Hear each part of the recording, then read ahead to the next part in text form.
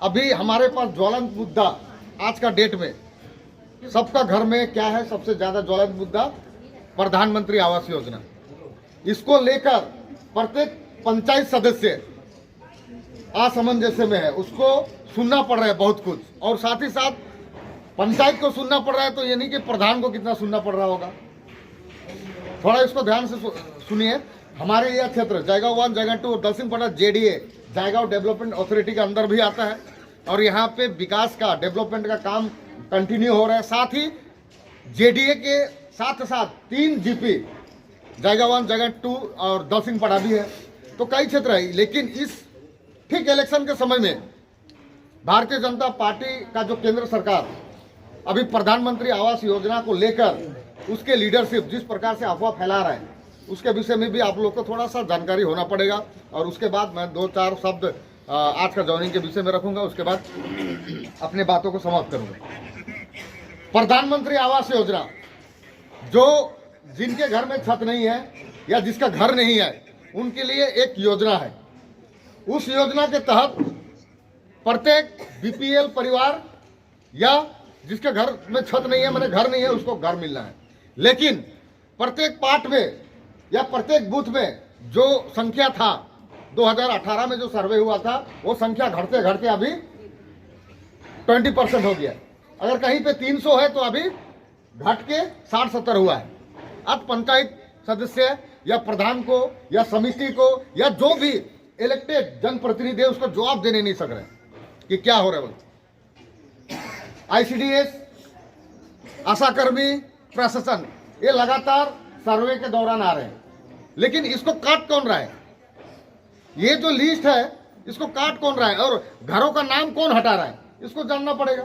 आज हमारे राज्य में दीदी की सरकार है, इसलिए भारतीय जनता पार्टी वो आरोप सीधा आरोप हमारा ऊपर लगा रहे हैं कि हमारा प्रशासन, हमारा सरकार, हमारे नेता, टीएमसी के नेता काट रहा है बोल के।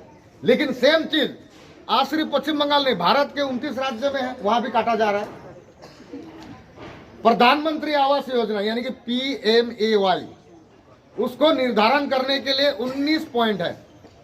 19 पॉइंट, जैसे स्कूल में एडमिशन लेने के लिए भी कुछ क्राइटेरिया होता है।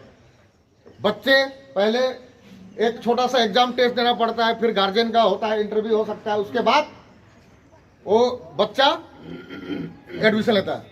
ऐसा है सर यहाँ पे। उसी प्रकार प्रधानमंत्री आवास योजना पाने के लिए भी केंद्र सरकार कई क्राइटेरिया रखा है, 19 क्राइटेरिया, जिसमें मैं 1-2 बता रहा हूँ।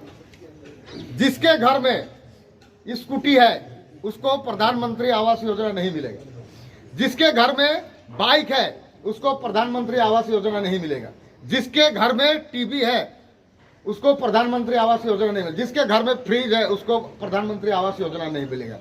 ये सब क्राइटेरिया है। तो आज का डेट में किसका घर में नहीं है? आज अगर कोई किसी को इस तरह का क्राइटेरिया देके सर्वे में उतारता है, तो केंद्र सरकार की उस नीति के कारण से, उस पॉइंट के कारण से लोगों का नाम उनके काटा जा रहा है।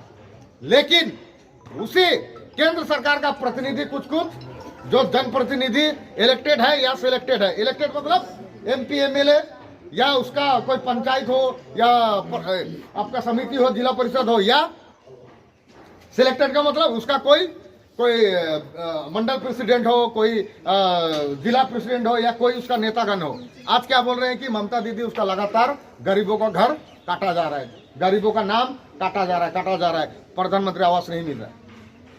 आज के इस मीटिंग में जरूरी भी है, क्योंकि हमारे लोग यहाँ पे जो ज्वाइनिंग कर रहे हैं या हमारे साथ जो ऑलरेडी हमारे ऑल इंडिया तृणमूल कांग्रेस परिवार में है, उन लोग को कुछ चीज को क्लियर करना पड़ेगा, कुछ जानना पड़ेगा।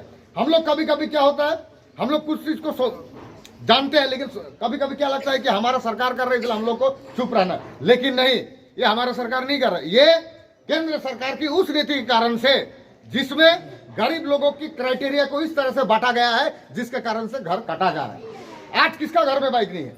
आज मान लीजिए कोई घर स्कूल से 2 किलोमीटर 3 किलोमीटर दूर है, उसको मजबूरन स्कूटी या बाइक खरीदना पड़ता है। क्यों? अपने बच्चों को स्कूल वहां तक पहुंचाने के लिए, या मार्केट जाने के लिए, या अपने काम जहां पे कोई व्यक्ति मजदूर है 2-4 किलोमीटर जाके करना पड़ता है, तो खरीदना पड़ रहा है। बच्चे कॉम्पिटिटिव एग्जाम तैयारी कर रहे हैं, कोई रेलवे आरआरबी का, कोई एसएससी का, कोई बहुत सारा एग्जाम तैयारी कर रहे हैं, उसके लिए तो न्यूज अपडेट होना पड़ेगा, इसलिए टीवी है, और टीवी है। इसी प्रकार बहुत सा सामान, और बहुत सा सामान आजकल कैसे हो रहा है, जैसे बाइक, एक बाइक का दाम है 1 लाख रुपया। अब चाय, यहाँ पे चाय बागान सिर्फ तुरसा है, फिर भी मैं उदाहरण के लिए बोल रहा हूँ, एक चाय बागान का वर्कर एक दिन में 232 रुपये कमाता है, यानी कि अगर महीना में अधिक से अधिक 5 से 5.5 हजार, एक साल में 60,000, बाइक का दाम है 1 लाख से ऊपर। जो व्यक्ति, अगर कोई चाय बागान का वर्कर या कोई दिन दहाड़े काम करने वाला, फुटपाथ में काम करने वाला बाइक खरीद के ला रहा है, इसका मतलब वो लाख रुपया पेमेंट करके नहीं आ रहा है, वो कहीं से 20,000 30,000 रुपया उठाया होगा, इंस्टॉलमेंट में दिया होगा, मैंने पैसा डाउन पेमेंट किया होगा, फिर बाइक लाया होगा, फिर उसको महीना 3-4 हजार दे रहा होगा। इसका मतलब वो गरीब है, लेकिन अपनी जरूरत को पूरा करने के लिए, अपने जो असुविधाएं हैं उसको दूर करने के लिए वो बाइक खरीद रहा है। इसका मतलब वो धनी नहीं है। तो इससे केंद्र की सरकार को अपने प्रतिनिधि से बताना पड़ेगा कि उसके पास बाइक है, बल्कि मंडल नहीं है, धनी नहीं है, उसके पास जितने भी, चाहे टीवी हुआ, आजकल 5,000 देने से टीवी आ रहा है कि नहीं, मोबाइल जो है 20-25 हजार का मोबाइल, 5,000 डाउन पेमेंट कीजिए, महीना जो सिस्टम आया अभी। आज लोग जरूरत के सामान को ऋण लेकर, लोन लेकर अपने पूरा कर रहे हैं, लेकिन उसे इस तरह से क्राइटेरिया में लाया जा रहा है कि लोगों को लग रहा है कि वो धनी है, आज नाम काटा जा रहा है, जिसका छत वाला का तो काटा जा रहा है। चाय बागान यहाँ सिर्फ तुरसा है, फिर भी बोल रहा हूँ, हमारे नॉर्थ बंगाल में 278 चाय बागान है, 278, और वहां पे काम करने वर्कर, जो वर्कर है 4,50,000 4.5 लाख वर्कर, और उसके डिपेंडेंट लगभग 20 लाख है ये क्षेत्र में। पूरा 278 चाय बागान को हमारे ऑल इंडिया तृणमूल कांग्रेस के हमारे जो पार्टी के सुप्रीमो और साथ ही राज्य के माननीय मुख्यमंत्री AAY अन्नपूर्णा योजना के तहत जोड़ दिया है। आज प्रत्येक तराई डूवर्स के प्रत्येक क्षेत्र, जहां जहां चाय बागान है, वहां पे 35 किलो करके राशन दिया जा रहा है। आज अगर दीदी इस क्षेत्र को बीपीएल कैटेगरी में मैंने रखी है ताकि ये प्रत्येक सरकारी सुविधा मिले, तो मैं केंद्र के जो जनप्रतिनिधि है, हमारे MP साहब, हमारे MLA साहब को मैं इस मीडिया के माध्यम से क्वेश्चन करना चाहता हूं, इस मंच के माध्यम से। दीदी ने तो, हमारे राज्य के मुख्यमंत्री ने तो अपना फर्ज निभाया है, 278 चाय बागाने के लोगों को बीपीएल कैटेगरी में रखकर AAY के अंतर्गत रखकर 35 किलो चावल सहित सभी सरकारी सुविधा मिले बोल के इनको दिया है। पर केंद्र की सरकार जो क्राइटेरिया बनाकर आज प्रधानमंत्री आवास योजना को जिस मैंने क्राइटेरिया से काटा जा रहा है, तो माननीय विधायक जी, माननीय संसद जी, आपसे दरखास्त है, आप भी चाय बागान क्षेत्र से रहते हैं, आप केंद्र सरकार को अपने नीति बदलने के लिए बोलिए, और हमारे चाय बागान 278 चाय बागान सहित वन बस्ती एरिया जहां पे बीपीएल परिवार है, जहां पे गरीब है, उनके ओर ध्यान दीजिए और उनको नीति को चेंज करते हुए प्रत्येक व्यक्ति प्रधानमंत्री आवास योजना पाए, इसका भी सुनिश्चित कीजिए। तब हम आपको आंतरिक हृदय से धन्यवाद जनाएंगे। अगर आप ये नहीं कर पाते हैं तो आप इस तरह का माहौल क्रिएट मत कीजिए। सरकार, केंद्र की सरकार प्रधानमंत्री आवास को जिस क्राइटेरिया में काटा जा रहा है, इसका उत्तरदायित्व और इसका जवाबदेही भी आप होंगे, ये समझ लीजिए।